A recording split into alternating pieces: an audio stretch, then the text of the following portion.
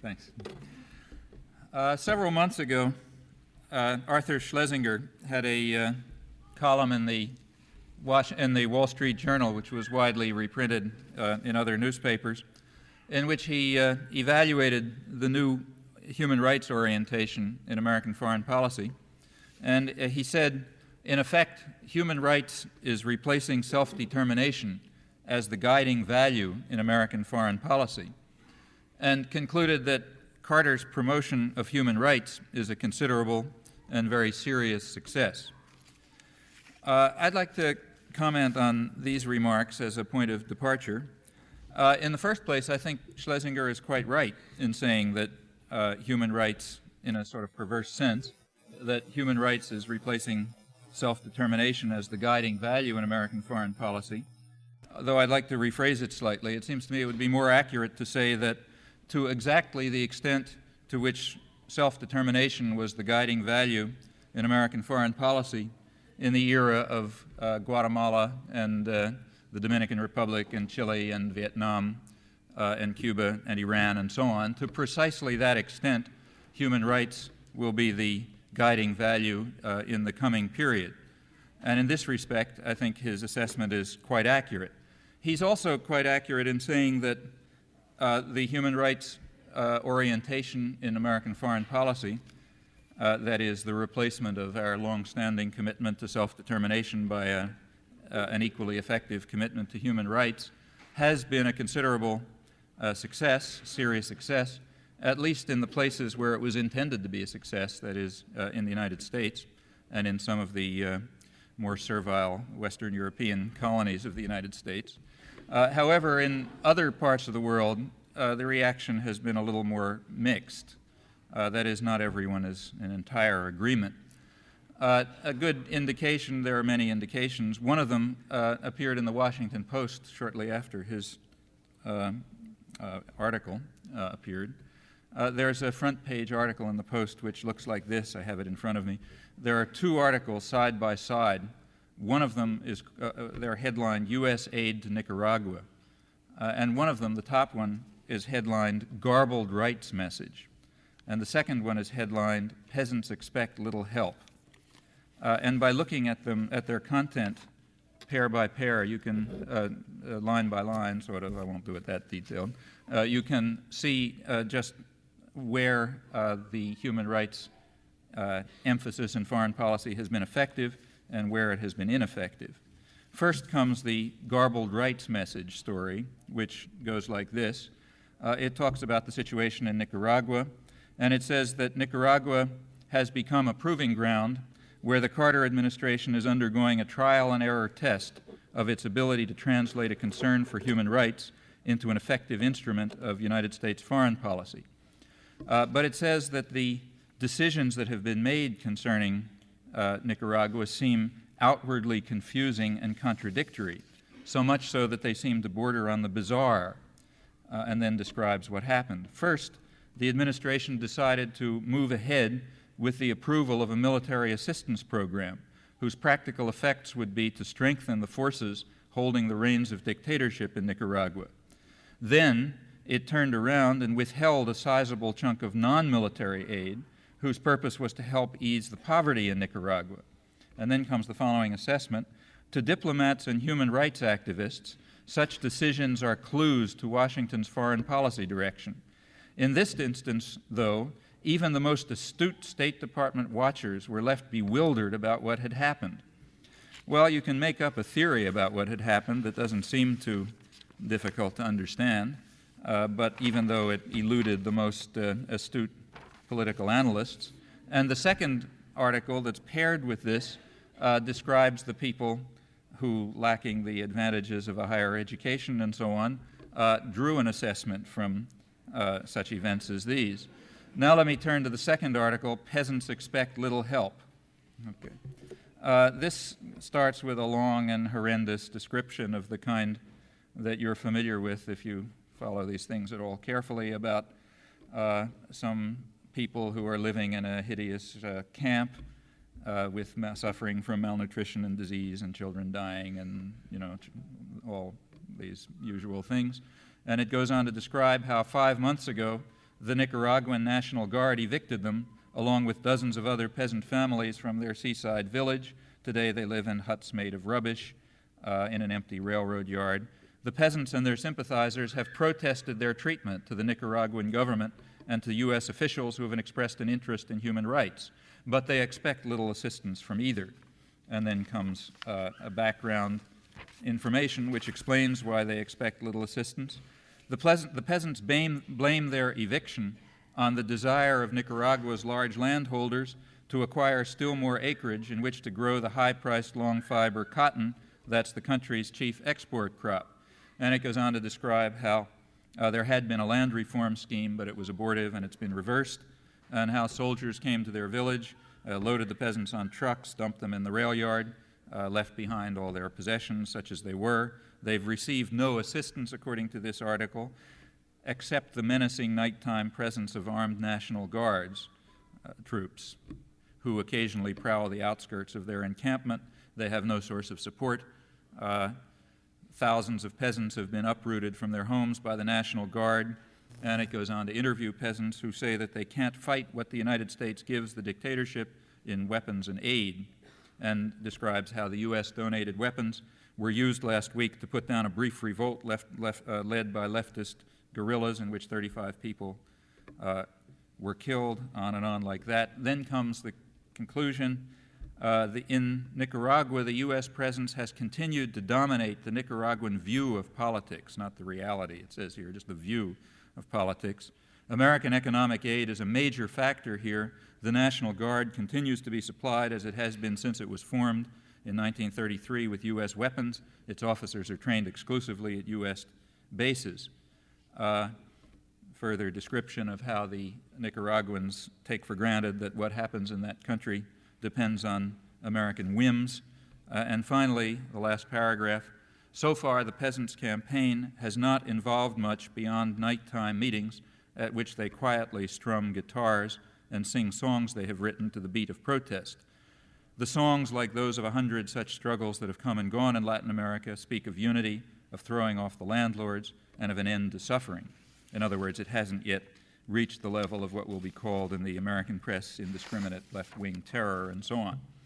Well, comparing these accounts, one can see just where and how the human rights offensive is effective. It's very effective among American foreign policy analysts and in the press, American press and so on, who can't seem to draw from that garbled rights message any conclusion other than just bewilderment. That is, how could we possibly, given the fact of our commitment to human rights, how can it be that we're increasing arms aid while reducing the kind of aid that might alleviate poverty? As I say, the peasants seem to have no particular difficulty drawing some conclusions from that conjunction of fact. Well, let me come back now to Arthur Schlesinger. As I said, there is a sense in which his comment is quite correct about human rights replacing self-determination as our guiding value. He's correct in another sense, though not an intended sense, in suggesting that there's a kind of a correlation of sorts between human rights in some country and American policy towards that country. I don't know that the issue has ever been seriously studied, and it's not the kind of question that I would expect American political scientists to study. Just as, for example, I wouldn't expect Russian political scientists to study the relationship between Russian policy in Eastern Europe and the state of human rights in Eastern Europe, and for the same reasons. To my knowledge, there is only one effort to investigate a possible correlation between the human rights situation and U.S. foreign policy. Maybe there are others, but this is the only one I know. Namely, it's one that I was involved in together with Ed Herman, who's an economist at the University of Pennsylvania. And what we did as a sort of a pilot study of this question was to take a number of countries, a dozen or so countries, with which the United States has close relations and in which it has a very heavy influence. Those are obviously the cases that you would test. And then we took, for each of those countries, a date at which something significant happened, some significant change took place in the nature of that country.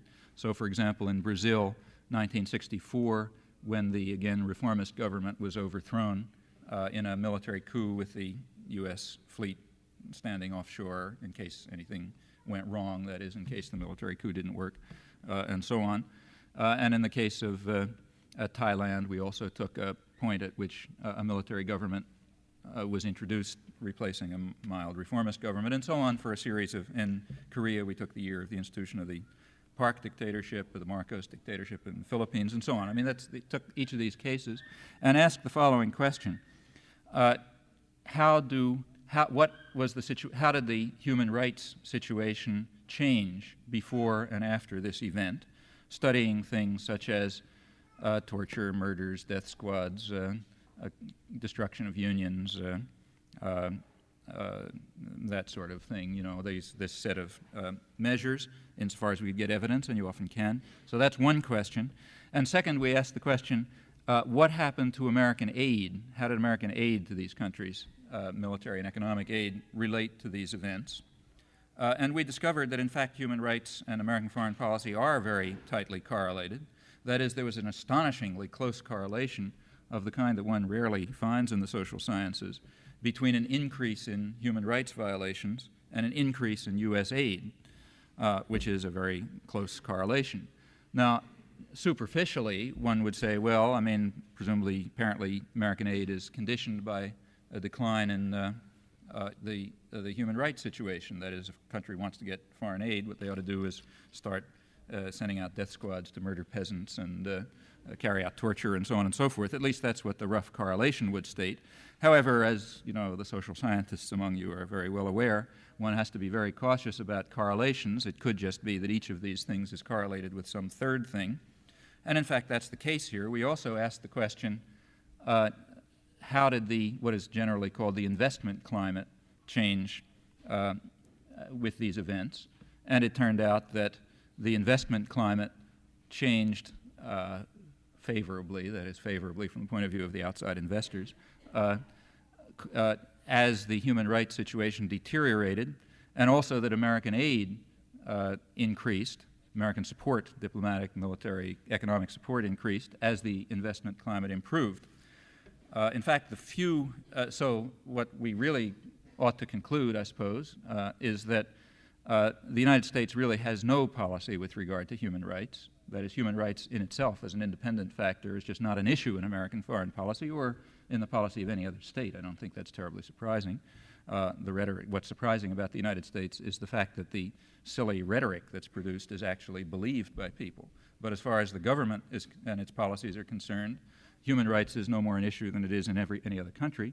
But there are factors that do relate to American foreign policy. For example, improvements of the investment climate in a general sense. You know, there's lots of factors entering into that. And that is surely a very significant factor in how American foreign policy is designed. That is, it will support countries that throw open their society, their resources, their land, and so on, in fact, their workforce, to the intervention of U.S.-based corporations. No doubt American foreign policy is strongly conditioned by that factor. And in fact, improvement of the investment climate is itself correlated with the deterioration of the climate with regard to human rights, and for very obvious reasons. I mean, if you want to turn, say, the Dominican Republic into a place which is, as described in the ads, you know, a sort of an economic miracle, a paradise for investors, and so on and so forth, then one of the things you have to do is make sure you do break up peasant unions and destroy labor unions and get rid of annoying leftists and so on and so forth. And the best way to do that that's ever been discovered is by introducing a murderous terrorist regime which carries out the kind of violence and destruction that I've described. When that is done, then the country is available to let the forces of the free market operate and to allow the penetration of foreign capital. And in fact, we do find that that's precisely what happens after the successful American interventions, either direct military interventions, as in the case of the Dominican Republic, which was simply invaded, or indirect military interventions, such as in the case of the Brazilian or Guatemalan coups. Not so indirect in the latter case, since American planes were actually bombing Guatemala, but still not an outright invasion. So what we can, if this pilot study turns out to be accurate, and I frankly have little doubt that it will, if it's ever conducted, if there is if anybody conducts a serious investigation of this, I don't advise you to apply to your nearest foundation, incidentally. But if a serious investigation were conducted of this topic, I have no doubt that it would find that there is a dramatically close correlation between the deterioration in the human rights climate and the increase in U.S. support. Well, so much for the facts concerning the correlation between human rights and American foreign policy. What I would now like to do is to discuss some of the backgrounds of really two things. One, the evolution of American foreign policy since the Second World War, and secondly, the evolution of ideology, that is, the set of beliefs that are created by the intelligentsia, what one might call the state religion, that is developed in order to disguise and present the actuality in a form which will help indoctrinate the public into accepting it. So I want to describe these two developments during this period briefly, and then return at the end of these brief remarks to a question of how the human rights emphasis arose, why it arose in the particular moment that it did, and what its significance is. Well, briefly, let me just start with World War II. Of course, one can go back further. Recall that in World War II, it was obvious by the early 40s that most of the industrial world was going to be destroyed, and that the United States would emerge from the ruins essentially unscathed, and in fact, with its economic situation vastly improved, while most of the other, in fact, virtually every other industrial country was being either heavily battered or literally totally destroyed. The United States tripled or quadrupled its industrial production, and in fact, even before the war had started, the United States was far and away the largest industrial society in the world, with massive scale and enormous internal resources and so on. There is very revealing and intriguing documentary evidence on the planning that took place during the early 1940s as this situation emerged, that was developing as the war proceeded.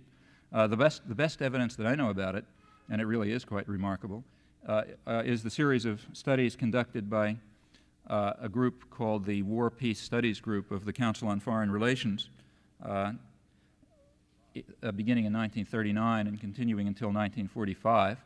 This involved the kind of people you'd expect in a high-level planning group, the bankers and investment firms and lawyers from the few corporate law firms that deal with corporate interests, and a couple of professors thrown in, and representatives of the State Department planning group, and high-level diplomats. In fact, virtually everybody in the State Department except Cordell, the Secretary of State himself, was involved in one form or another. And they produced a long series of memoranda describing the kind of world that ought to grow out of the chaos that was being created worldwide at that time. I'll read you a few excerpts to give you the flavor. These memoranda deal, I'm quoting now, with the requirements of the United States in a world in which it proposes to hold unquestioned power. In the early years, that is 1939, 1940, when it was still thought that the Germans might be able to hold on, that there might, in other words, be a German-controlled world at the end of the war, part of the world. So in those years, the task was to develop an integrated policy to achieve military and economic supremacy for the United States within the non-German world, including plans to secure the limitation of any exercise of sovereignty by foreign nations that constitutes a threat to the world area essential for the security and economic prosperity of the United States and the Western Hemisphere. Our touching concern for the economic prosperity of the rest of the Western Hemisphere is, there's plenty of evidence for that in the years since. We can dismiss that as rhetoric, but the rest is by no means rhetoric. Given those commitments, the planners began to develop the structure and institutions of a world system which would, in fact, be essential for the economic prosperity of the United States, and within which the United States might maintain military and economic supremacy.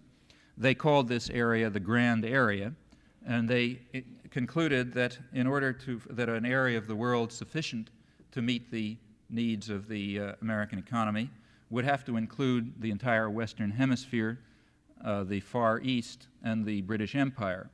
The British Empire, of course, would have to be dismantled. That is, the United States was certainly anti-colonial in the sense of being opposed to the efforts of other countries to create closed areas in which American penetration of U.S. capital would be limited. So they pointed out that the British Empire will never reappear, and the U.S. may have to take its place.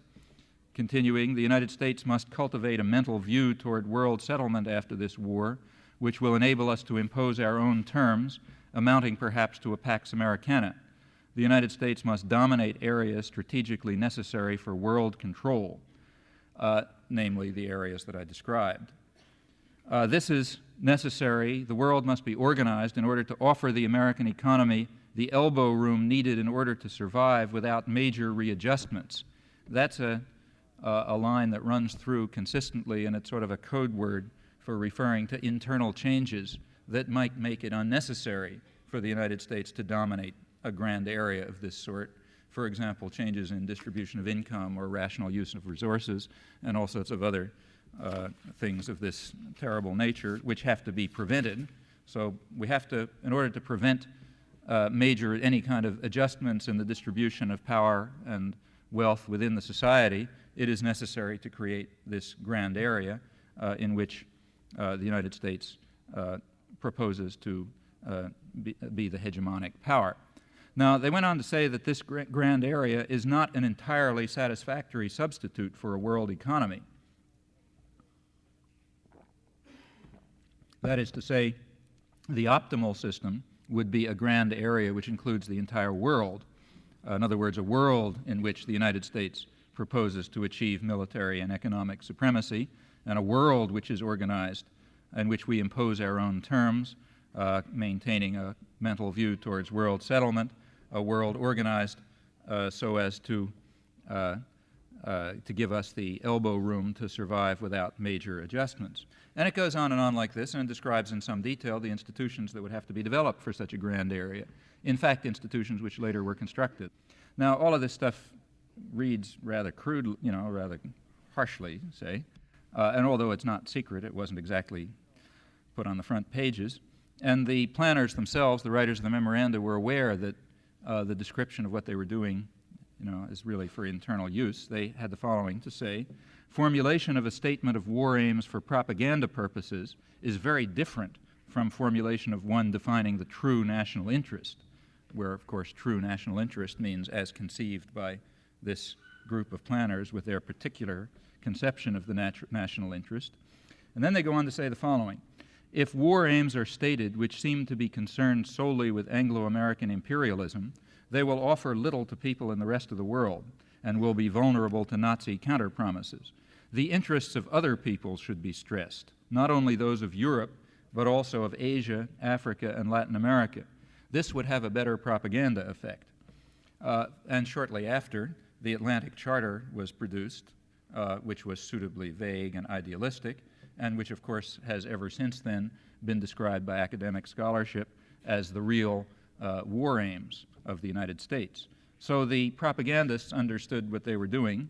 They recognized that it was very unlikely that the group that has sometimes been called the secular priesthood, I think that's Isaiah Berlin's term in the first place, applied in that case to the so-called revolutionary intelligentsia who run the state socialist countries, but it can just as well be applied to the intelligentsia in the democratic so-called societies.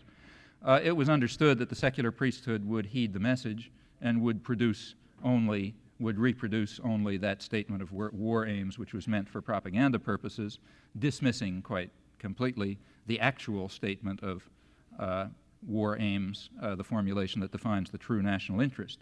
And in fact, if you look at your analyses of the Cold War and post-war history since that time, you will find that this conviction on the part of the planners that they wouldn't be exposed by journalism or academic scholarship or whatever was quite accurate. In fact, the materials that I have just described are virtually never discussed in any analysis of American foreign policy. although they do constitute probably the primary documentary source, at least the primary one that I know of, as to how top-level planners conceived the world that they were going to construct as the war continued.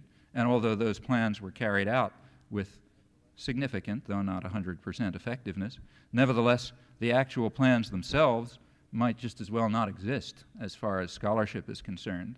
To my knowledge, the first study that even deals with this just appeared a year or two ago. It appeared in a journal which called The Insurgent Sociologist, to a massive reading audience, as you can imagine.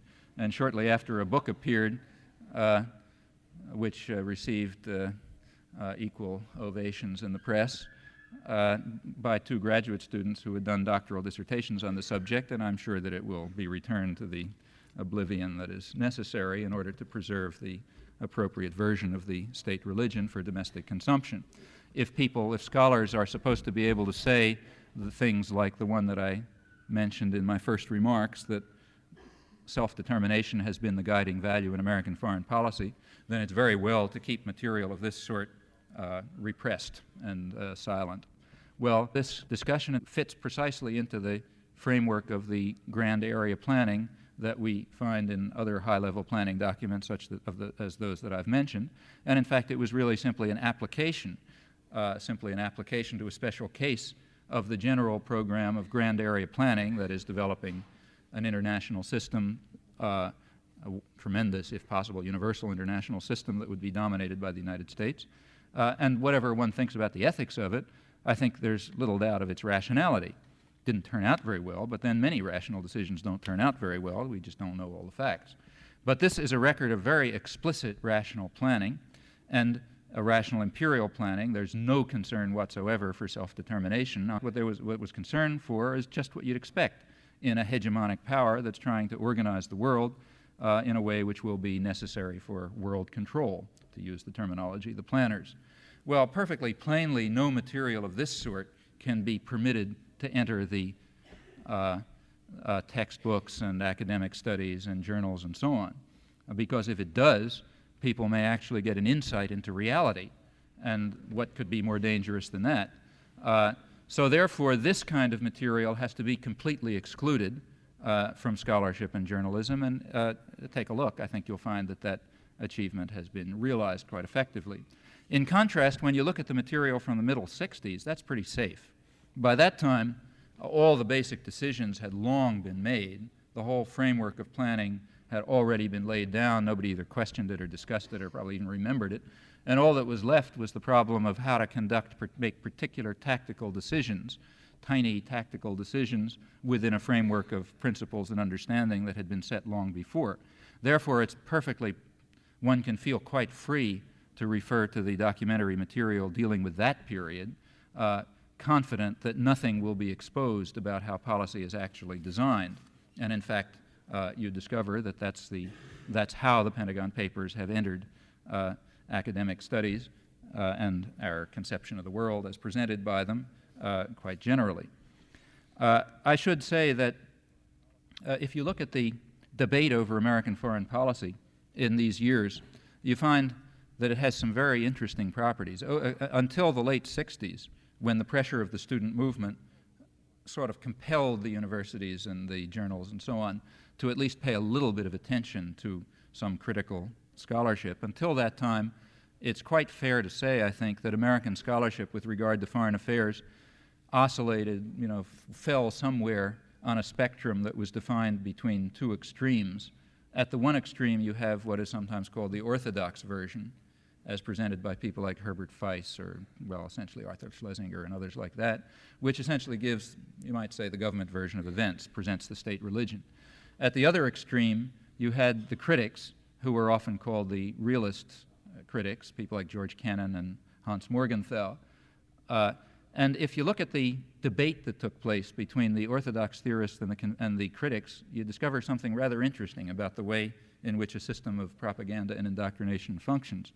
The orthodox critics held, very much as Schlesinger in that comment that I mentioned, that the United States is unique among the nations of the world and modern history, or maybe any history, in that it it really has no foreign policy. It sort of blunders about in the world, reacting to what other people do, guided by kind of an abstract moralism, benevolence, concern for Wilsonian principles of freedom and self-determination and so on. That these are, for some reason, the United States does it too naive and simplistic to really have any concept of material interest, so we just kind of, basically react or defend ourselves or something of that kind. That's the orthodox view. Now, the critical view, the view of the critics of this, is very revealing and interesting. It's always much more interesting in studying a propaganda system to look at the critics, that is, the ones who are tolerated, the tolerated critics. What the critics say is, yes, it is true that the United States is unique among the nations of history in this lack of policy and commitment to abstract moral principles, but this is bad, because what we ought to do is have a more committed understanding of the national interest and pursue that. And so the debate rages between these two polarized extremes, all of whom, of course, accept the same tacit and fundamental premise that the United States is unique among the nations of past and present history, et cetera, et cetera. Now, as I said, the work of the realist critics is the work that certainly gives you the deepest insight into how the system functions. And to get an idea, what I'd suggest is, if those are interested, to take a look, for example, at some of the work that was coming out in the early 60s. That's an interesting period, because that's a moment when the intelligentsia got what they thought was their shot at power. Kennedy seemed to be inclined to bring some of the Eastern liberal intellectuals into at least rubbing shoulders with people who made big decisions and so on. And that led to a feeling of euphoria on the campuses and in intellectual circles, and an interesting outpouring of literature, which is worth looking at.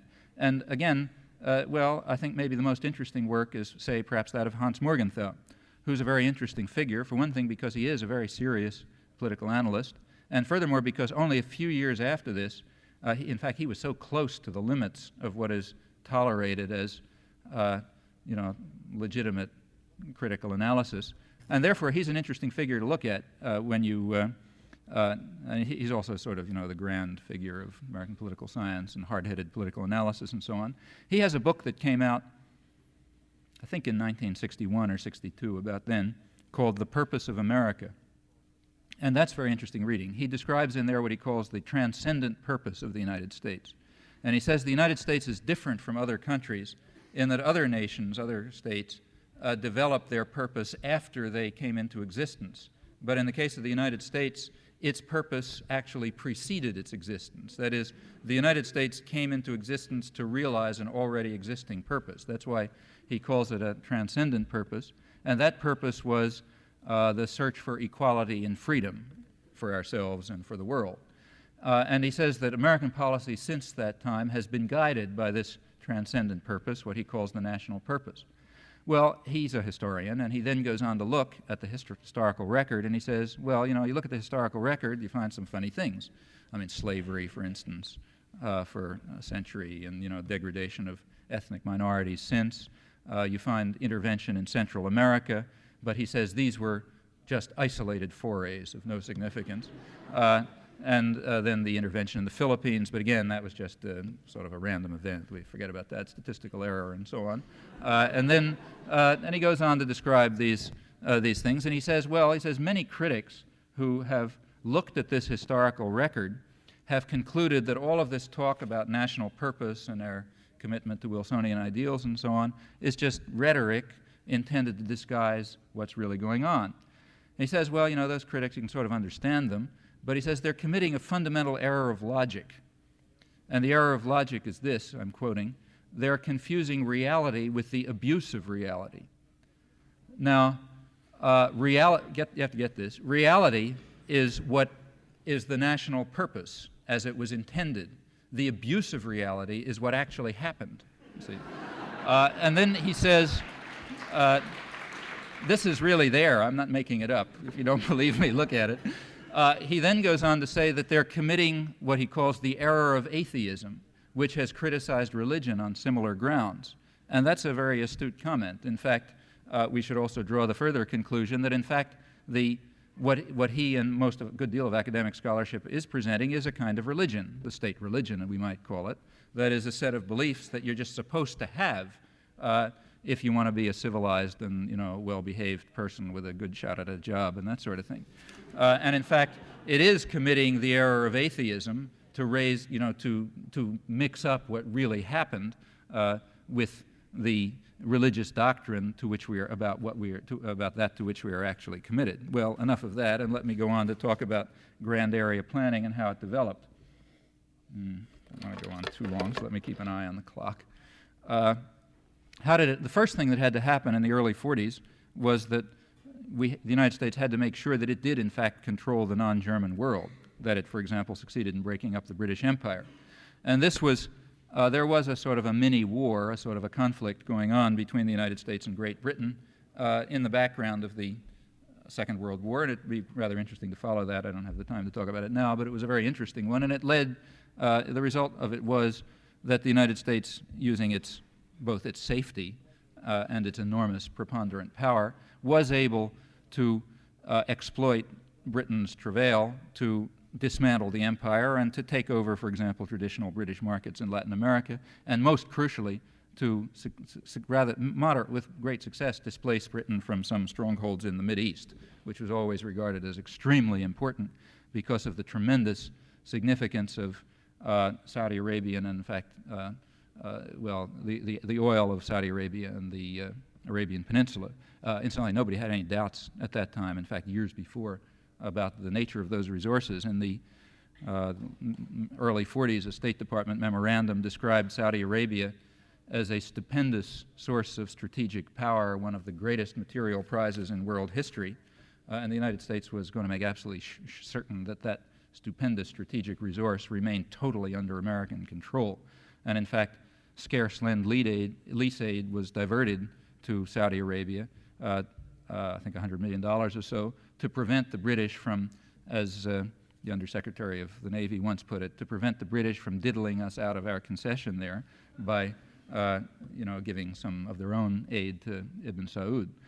The French also had to be kicked out of that region, and that was done by an interesting legalistic device.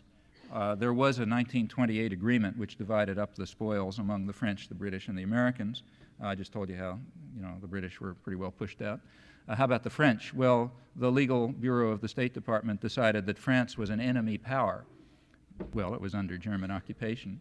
And being an enemy power, it could no longer claim the rights that it had under the 1928 agreement, so the French were properly pushed out. And in fact, the American share in Middle Eastern oil increased very sharply during this period. There was one country left that was important, namely, and several, but there was one particularly important, namely Iran. And you remember that in the early 50s, rather as in Latin America, the situations developed side by side. Iran had a moderate reformist leadership, which made the curious move of trying to take over its own oil resources. Well, that ended with a successful CIA coup. Probably the success of that coup is what emboldened the CIA to carry out the Guatemala coup shortly afterwards. The Shah was reintroduced, and you know the human rights situation since that time. It's worth remembering that in the United States, these successful coups, which reinstalled murderous and brutal dictatorships, were very highly lauded by the liberal moderate press when they took place. For example, here's the reaction in the New York Times to the reinstitution of the Shah by the CIA-backed coup of 1953. Underdeveloped countries with rich resources now have an object lesson in the heavy cost that must be paid by one of their number, which goes berserk with fanatical nationalism. That's a reference to the effort by the Iranians to take over their own oil. It is perhaps too much to hope that Iran's experience will prevent the rise of Mossadegh, the leader of Iran, in other countries, but that experience may at least strengthen the hands of more reasonable and more far-seeing leaders. In short, if we intervene by force, if we send an army to invade another country and throw out its regime, that's not intervention in the internal affairs of that country, because communism is an international and not an internal affair, okay? And so all we have to do is see that that country is communist. Well, the State Department, the Senate soon did that in a Senate resolution of June 1954. the Senate found strong evidence of intervention by the international communist movement in the state of Guatemala, whereby government institutions have been infiltrated by communist agents, weapons of war have been secretly shipped into that country, and the pattern of communist conquest has become manifest.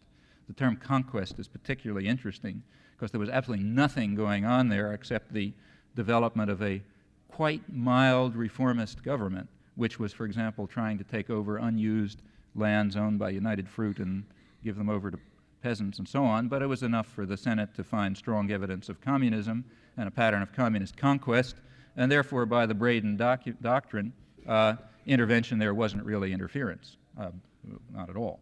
This is what Adlai Stevenson was later to call defense against internal aggression. In May 1964, he pointed out that the point is the same in Vietnam today as it was in Greece in 1947. That is, the United States is defending a free people from internal aggression. That's one of the nice additions to the political lexicon that was made by the liberals of that period. And that's true. We have defended countries against internal aggression around the world quite a number of times since the 1940s. Well, I won't bother to say any more about the unrolling of this history. Sometimes the American attempts to construct a grand area have succeeded. In fact, dramatically succeeded. Latin America is a case in point. As I said, the Chamber of Horrors that's been constructed in Latin America is not at all unrelated to grand area planning. In fact, it's very closely correlated with it, not just statistically, but for very good reasons. And that has to be counted as a dramatic success of American policy, whatever the priests of the state religion may say about it. Sometimes, however, it failed, the grand area planning. And in fact, one case of quite dramatic failure was Vietnam. The Vietnam War, though it was a short-term reverse in American grand area planning, nevertheless in no sense changed the institutions of American society. They emerged totally unchanged, which is to say that the basic factors that lay behind the interventionist policies of the last 30 years are going to persist. That is to say that the policies also will persist. And that means that the passive and obedient citizenry that must support these policies has to be beaten back into the appropriate degree of submission. So therefore there is a kind of an ideological crisis and something has to be done about it. Well, that's the task of the intellectuals, naturally. And they got to do a number of things. First of all, they have to completely rewrite the history of the war in Vietnam. And that wasn't very difficult, actually, because in fact, the journals and most of the academic profession and so on had always adhered to the required mythical conception of what happened there, that is, the description of the United States as intervening out of benevolent motives in order to preserve freedom and democracy in the face of internal aggression and so on. So not much rewriting had to be done, but it is being done.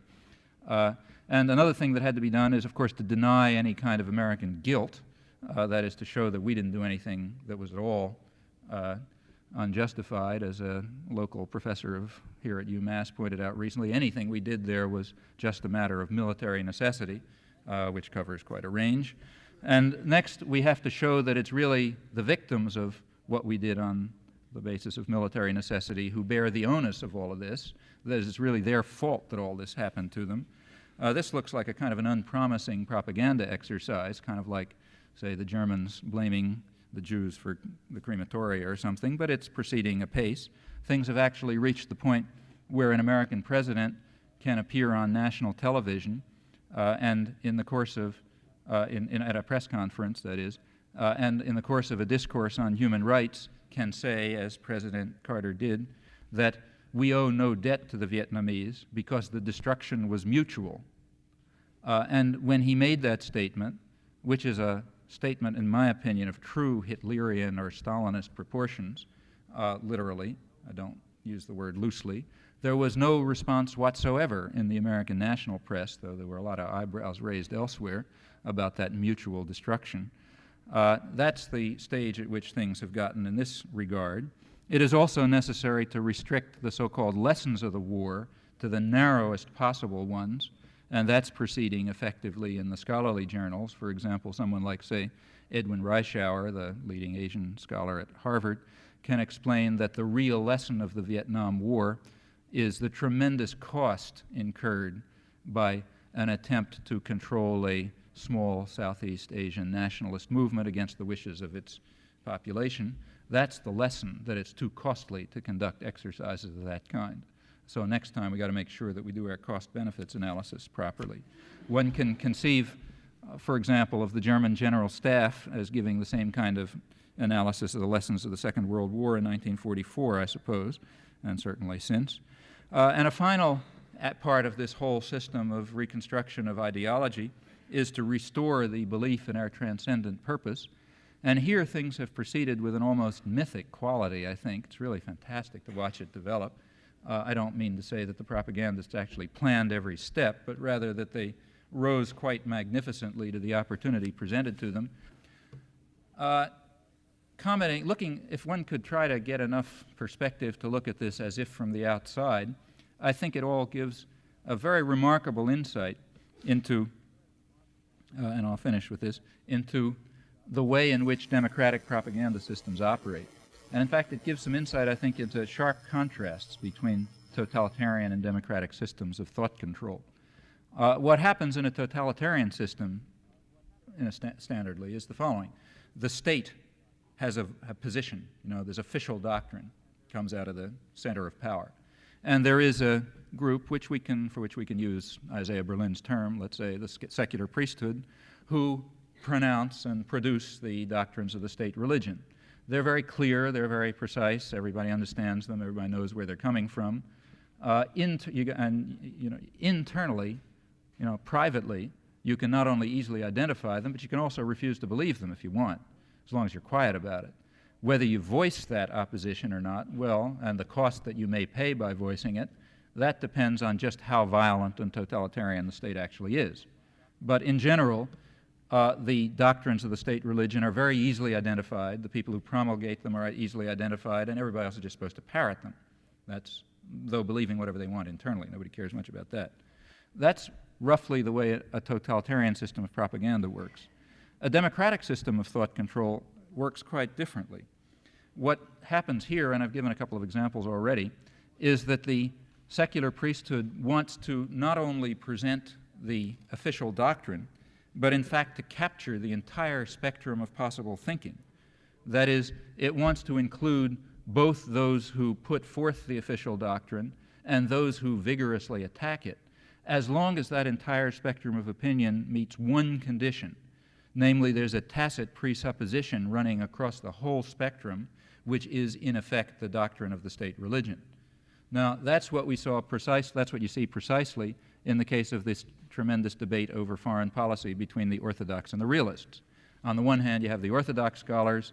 On the other hand, you have their realist opponents. If you look carefully, you discover that throughout the whole debate, the same premise is presupposed, namely the unique benevolence of the United States, its lack of, the lack of concern of planners for material interests of any social group, and so on. Now, that's very effective, because in order to see what's going on in a democratic system of thought control, you not only have to sort of dismantle the easy job, dismantle the system of the government and its propagandists, but you have to take apart the whole spectrum of debate and see what underlies that. That is, you have to see what lies behind the critical rejection of the official position as well as the official position itself. And I'm sure that any propagandist would readily concede that it's much more effective to insinuate doctrines by tacit presupposition than it is to beat people over the head with a bludgeon. It's a much more effective way of getting the doctrines to permeate one's thought.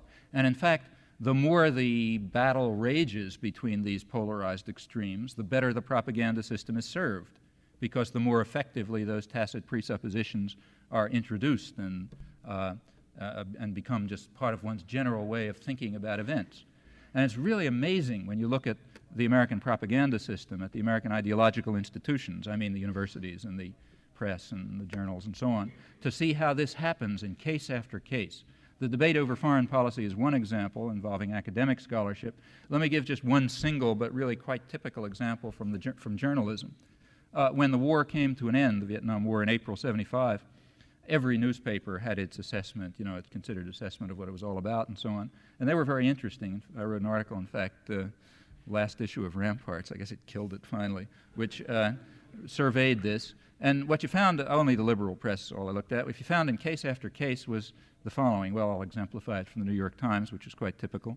The Times described the decade of fierce polemics that had raged over the war and talked about how this had torn the country apart and so on and so forth. And it said, well, it's too early to tell who has won in this decade of fierce polemics. We have to leave the judgment to Cleo, who is cool and measured in her ways and so on. This is a time for silence and humility and prayer, they said. But we must remember this decade of fierce polemics. Now, what was the decade of fierce polemics? Well, if you look, you find it was the following. It was a decade of fierce polemics which pitted the hawks, that is, those who thought we could win if we kept trying, at one extreme, and the doves, that is, those who thought we probably weren't going to get away with it, no matter how hard we tried, at the other extreme. Okay? Though that was the decade of fierce polemics. Notice, again, a typical example of the productions of a democratic propaganda system that is insinuated throughout and tacit in the discussion between these two polar extremes is that the United States has a perfect right to win. Right? The only question is, can we get away with it? That's what the decade of fierce polemics is about. Now, of course, excluded from this debate was, for example, the entire peace movement, which said that the United States has no right to win, that aggression is wrong even if it succeeds. The movement that took the same view towards American aggression in Vietnam that it took towards Russian aggression in Czechoslovakia, where in fact they did get away with it and got away with it very bloodlessly, but that didn't make it right. So taking the same view towards American aggression in Vietnam, which was far more severe by any measure and far less justified by any measure, I might add, taking that same view towards American aggression in Vietnam simply excluded you from the spectrum of debate as far as the Times saw it. They didn't have to refute this position, nor did they even have to mention this position. It's simply outside the polemics. Now, in fact, so committed was the Times to doctrinal purity on this issue that they threw open their editorial page to letters, practically a full page of letters a couple of days later, and the letters covered a whole range of stuff. I mean, including somebody who called for nuclear bombardment in Vietnam. But there was one position which was dramatically unrepresented. Namely, there wasn't a single letter pointing out that the Times spectrum was rather narrow and happened to exclude a certain opinion. Now, I know that letters were sent. I know at least that one letter was sent on that topic, and I'm sure that plenty of others were. But there have to be limits in a civilized journal, obviously. Can't go too far. Now, this kind of thing is quite characteristic, and in fact, there's a lot of talk now about how the press has become a new source of national power opposed to the state, and that's very dangerous. It has to be beaten back and so on. What you find out, what you see if you really look carefully, is that the press was a almost completely servile institute of state propaganda. Its submissiveness to the framework of state propaganda over these years is quite fantastic and phenomenal. But there was an impression of criticism. There was an impression of debate, just as in the academic community. The impression was, and the debate was in fact a debate over tactics. It was a debate over costs. It was a debate between the people who, with pride, call themselves pragmatists. That is, can we get away with it or can't we get away with it? That was the debate. And as I said, the fiercer that debate, the better the propaganda system is served, because the premise that we have a right to get away with it is insinuated. That's what you discover if you actually look at the record. Now, just recently, the Trilateral Commission, which you've heard of, had put out this commission made up of major elites in the three major capitalist centers of power, Japan, Western Europe, and the United States. In fact, a commission which is one of several that are picking up what was left by the war peace planning studies of 25 years ago. They published a major publication in which they dealt with this issue in a very interesting way. It's called The Crisis of Democracy, now out of print. They're careful not to reprint it, I think. They didn't expect people to read it, but it's very well worth reading if the library has a copy. In it, they talk about the dangers, the great dangers that democracy suffered during the 1960s. These dangers arose from the fact that there was popular mass mobilization, that various parts of the population began to press for their demands and try to participate in the political process, all of which led to a crisis of democracy. It led to a decline in that very comfortable system, which, as the American commentator Samuel Huntington says, existed in earlier years when Truman could just call upon a few Wall Street lawyers and financiers to work out his policy for him. That was the good days of democracy before the crisis. But in the 1960s, this began to change because of the various popular movements that were developing as various people became politicized and so on. The report points out that democracy can only survive if a substantial part of the population is apathetic and passive, that is, leaves leadership to their betters. And in fact, the whole description, for anyone who knows any history, reads very much like some of the medieval discussions of the commoners and the nobility. That is, the commoners have to be retained in their low estate, and leave to the nobility the decisions, the important decisions. Here they put it a little differently. If the commoners move out of what used to be called the low estate of Frenchmen by medieval chroniclers and try to reassert themselves, then democracy suffers, right? Because, after all, we can't have a democracy with all of this popular participation and so on. So therefore, something has to be done to restore, to overcome this crisis, that is, to restore the commoners to their appropriate passivity. And in the course of this, they discuss what they call, this is their term, the institutions that are responsible for the indoctrination of the young, this one, for example. And they talk about the difficulty that those institutions faced during the 60s because of the pressure of these rising groups, and they say that that has to be restored as well. And in fact, we are now in a situation where the institutions responsible for the indoctrination of the young, and for that matter, the not so young, are being reconstructed and strengthened so that the doctrines of the state religion will be more forcibly implanted, and that this crisis of ideology will be overcome. And it's within this context, I have no doubt, that one should understand the rhetoric which so impresses Arthur Schlesinger and others about human rights and the American commitment to it. Thank you.